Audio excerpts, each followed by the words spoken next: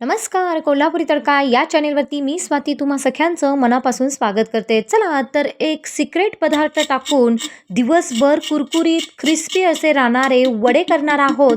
तर असा कुठला पदार्थ आहे जो पदार्थ वापरून आपण हा वडा एकदम क्रिस्पी बनवणार आहोत. तर हा सिक्रेट पदार्थ पाहण्यासाठी एक लाईक तर नक्की करा आणि असा खुसखुशीत आणि एकदम क्रिस्पी कुरकुरीत राहणारा हा वडा म्हणजे साबुदाणा वडा महाशिवरात्र स्पेशल असा वडा बनवणार आहोत. चला आता रेसिपीला सुरुवात करूया. तर त्यासाठी तुम्ही इथं बघू शकता मी इथं साबुदाणे घेतलेले आहेत. आता हे साबुदाणे मी रात्रभर भिजण्यासाठी ठेवले होते. हे साबुदाणे आहेत हे 300 ग्रॅम प्रमाणामध्ये मी साबुदाणे घेतलेले होते आणि ते स्वच्छ पाण्याने धुवून त्याला रात्रभर मी भिजवलेलं आहे. आणि साबुदाणा हा चिकट एकदम भिजवायचा नाही, अगदी मोकळा असा झाला पाहिजे. अशा पद्धतीने आपण हा साबुदाणा भिजवून घ्यायचा आहे. तर आता एका डिशमध्ये मी काय केलेलं आहे, हा सगळा साबुदाणा काढून घेतलेला आहे. साबुदाणा भिजवताना आपण हा एक व्हिडिओ अपलोड केलेला आहे, तिथे तुम्ही जाऊन साबुदाणा कसा भिजवायचा हे बघू शकता. चला तर आता इथे सगळा साबुदाणा मी इथं काढून घेतलेला आहे. आता या साबुदाणा जो आहे तो बघू शकता एकदम मोकळासा असा साबुदाणा आहे. अजिबात एक आणि एक शीत म्हणतो आपण, ती सगळी मोकळी झालेली आहे, तुम्ही बघू शकता. आणि अशाच पद्धतीने आपल्याला साबुदाणा हवा आहे. जर यामध्ये पाण्याचं प्रमाण जास्त झालं तर हा साबुदाणा वडा हा तेलकट होऊ शकतो. चला तर आता एवढ्या प्रमाणामध्ये साबुदाण्यासाठी आपण इथं बटाटे घेतलेले आहेत. शिजवलेले बटाटे म्हणजे उकडलेले बटाटे घेतलेले आहेत. आता हे बटाटे मी 3 घेतलेले आहेत. तर आपण काय करायचं, हा बटाटा आपण मॅश करून पण घेऊ शकतो किंवा अशी जर किसणी तुमच्याकडे असेल तर त्या किसणीच्या सहाय्याने पण असा बटाटा हा किसून घ्यायचा. असाच बटाटा आपण कुस्करत बसायचं नाही. चला तर असा हा बटाटा छान यामध्ये किसून घ्यायचा आहे आणि त्यानंतर म्हणजे पूर्ण बटाटा हा बारीक व्हायला पाहिजे. अजिबात त्यामध्ये कुठलीही गुठळी राहता कामा नये बटाट्यामध्ये, याची मात्र काळजी घ्यायची आणि व्यवस्थित असा बटाटा हा या साबुदाण्यावरती छान किसून घ्यायचा आहे. तर बघू शकता बटाटा थोडासा गरम होता तरी देखील मी व्यवस्थित असा हा बटाटा यामध्ये काय केलेला आहे, किसून घेतलेला आहे. आता हा हा सगळा बटाटा आपण काय करायचं, जे काही उरले असतील तर त्यामध्ये गुठळ्या वगैरे राहिल्या असतील तर त्या देखील फोडून घ्यायच्या आणि बटाटा आणि साबुदाणा सगळं एकत्र करायचं. आता यामध्ये आपण काही पदार्थ टाकणार आहोत, तर त्यासाठी पहिल्यांदा आपण काय करणार आहोत, यामध्ये टाकणार आहोत शेंगदाण्याचं कूट. म्हणजे भाजलेले जे शेंगदाणे असतात त्या शेंगदाण्याचं कूट बनवून घेतलेलं आहे. ते एक फुल्ल एक वाटी मी इथे टाकलेलं आहे. तुम्ही तुमच्या आवडीनुसार कमी जास्त करू शकता. चला तर त्यानंतर आपण इथं हिरवी मिरची घेतलेली आहे. मी 4 हिरव्या मिरच्या अर्ध कच्चं करून घेतलेल्या होत्या. ती मिरची यामध्ये मी टाकलेली आहे. त्यानंतर जिरे मी अर्धे कच्चे 1 चमचाभर जिरे घेतलेले होते. त्यानंतर इथं आपण घेणार आहोत लाल तिखट. तर हिरवी मिरची आणि लाल तिखटाचं प्रमाण बघून घ्यायचं आहे. मी 1 चमचा इथे लाल तिखट घेतलेला आहे. आता त्यानंतर आपण यामध्ये टाकणार आहोत मेन इन्ग्रेडियंट्स, तो म्हणजे राजगिऱ्याचं पीठ. म्हणजे राजगिऱ्याचं पीठ मी एक अर्धा वाटी घेतलेलं आहे. हे अर्धा वाटी पीठ आपण यामध्ये टाकणार आहोत. याने काय होणार आहे, अगदी क्रिस्पी असा हा वडा बनण्यासाठी मदत होणार आहे. त्यानंतर चवीपुरतं मीठ टाकायचं आहे आणि त्यानंतर आपण यामध्ये 1 चमचा साखर टाकायची आहे. साखर जरूर टाका. त्यानंतर हे सगळं काय करायचं, एकजीव करून घ्यायचं.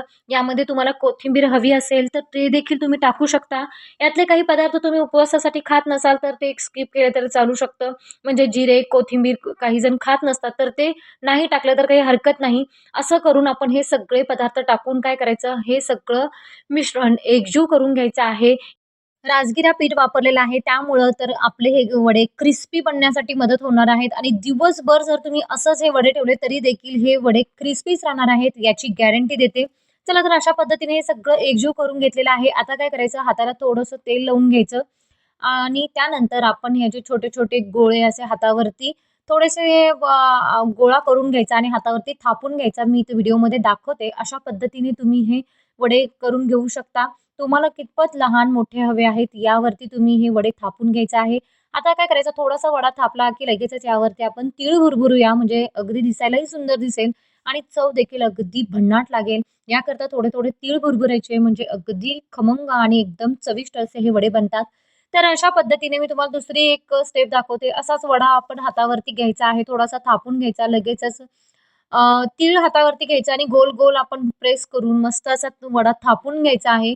अशी दोन्ही पद्धत तुम्ही वापरू शकता. कुठल्याही पद्धतीने तुम्ही तीळ यावरती भुरभुरू शकता आणि अशा पद्धतीने आपण इथं सगळे हे वडे करून घ्यायचे आहे. थोडे वडे करून घेतलात, तळलात तरी पण काही हरकत नाही किंवा सगळे वडे थापून ठेवून आपण नंतर एक-एक करून तळले तरी पण काही हरकत नाही. चला तर अशा पद्धतीने आपण एवढ्या प्रमाणामध्येच इथं वडे करून घेतलेले आहेत. बाकीचं आपण मिश्रण तसंच ठेवलेलं आहे. तर गॅसवरती एक कढई ठेवलेली आहे. आता लगेचच आपण काय करूयात, इथं आपण गरम तेलामध्ये एक-एक करून वडा सोडून द्यायचा आहे. तेल पहिल्यांदा आपण कडकडीत गरम करून घ्यायचं. नंतर जेव्हा वडे सोडतो त्यावेळेस मात्र आपण गॅस हा लो टू मीडियम साईडवरती ठेवायचा आहे आणि त्यानंतर क्रिस्पी होईपर्यंत हे वडे तळून घ्यायचे आहेत.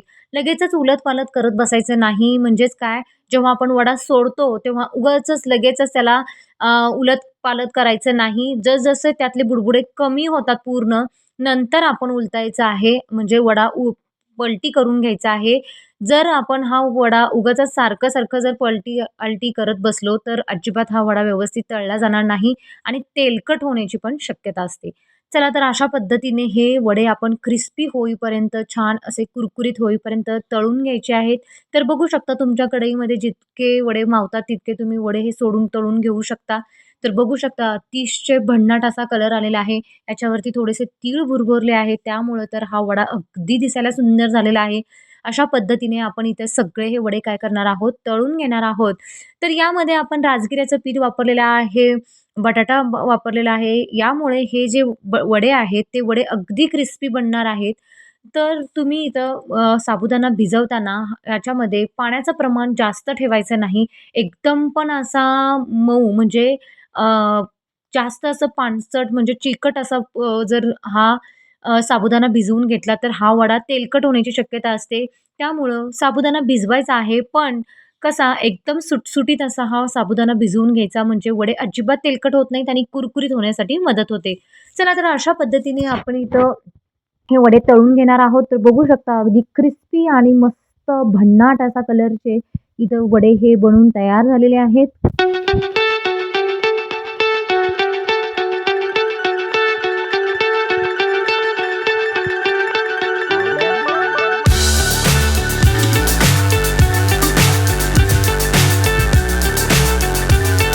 चला तर इथं बघू शकता, इथं हे जे वडे आपण तळून घेतलेले आहेत, तर त्याचा आवाज देखील तुम्ही पाहू शकता. काय क्रिस्पीपणा आलेला आहे आणि एकदम दिसायला पण भन्नाट दिसत आहे. तर अशा पद्धतीने तुम्ही हे साबुदाणा बटाट्याचे वडे तुम्ही बनवून घेऊ शकता. तर तुम्ही हा वडा हातात घेऊन पण बघू शकता. काय टमटमीत फुगलेला आहे आणि अजिबात तेलकट झालेला नाही. तुम्ही बघू शकता अजिबात वड्यावरती कुठेही तेलकटपणा दिसत नाही आणि एकदम असा क्रिस्पी आणि टमटमीत फुगलेला हा वडा आहे. म्हणजे आतून एकदम जाळीदार झालेला असणार आणि वरून एकदम कुरकुरीत झालेला हा वडा आहे. तर यातलाच वडा तुम्हाला मी ह्याचा आवाज देखील दाखवते, म्हणजे किती क्रिस्पीपणा आलेला आहे या वड्यांना. तर ते देखील तुम्ही पाहू शकता. आणि हा वडा तुम्ही कोणत्याही चटणीबरोबर, म्हणजे आपण उपवासासाठी जी चटणी वापरतो, ती चटणी किंवा दहीबरोबर पण सर्व्ह करू शकता आणि आवाज देखील त्याचा ऐकू शकता. काय क्रिस्पीपणा आलेला आहे. यावरती तीळ भुरभुरल्यामुळे तर हा वडा अगदी सुंदर दिसतो. तर काही यातले पदार्थ तुम्ही उपवासाला खात नसाल तर ते नाही टाकले, म्हणजे स्किप केले तरी पण चालू शकतात. तर अशा पद्धतीने हे वडे तुम्ही जरूर बनवा आणि यामध्ये आपण राजगिऱ्याचं पीठ वापरलेलं आहे. तुम्ही देखील राजगिऱ्याचं पीठ वापरून हा वडा बनवून पहा आणि कमेंट करून सांगायला मात्र विसरू नका. आणि असाच हा क्रिस्पी आणि जाळीदार असा हा वडा तुम्ही जरूर बनवा. अजिबात हाताला कुठेही तेलकट लागत नाही, म्हणजे तेल लागत नाही, याचा अर्थ अजिबात हा वडा तेलकट झालेला नाही. साबुदाणा भिजवतानाच व्यवस्थित असा भिजवून घ्या आणि त्यानंतर आपण यामध्ये राजगिऱ्याचं पीठ वापरून असा हा वडा, क्रिस्पी असा वडा हा जरूर बनवा आणि कमेंट करून सांगायला विसरू नका. आणि अजूनही कोल्हापुरी तडका या चॅनेलला सबस्क्राईब केलं नसेल तर लवकरात लवकर सबस्क्राईब करून घ्या आणि अशाच नवनवीन रेसिपींचा आस्वाद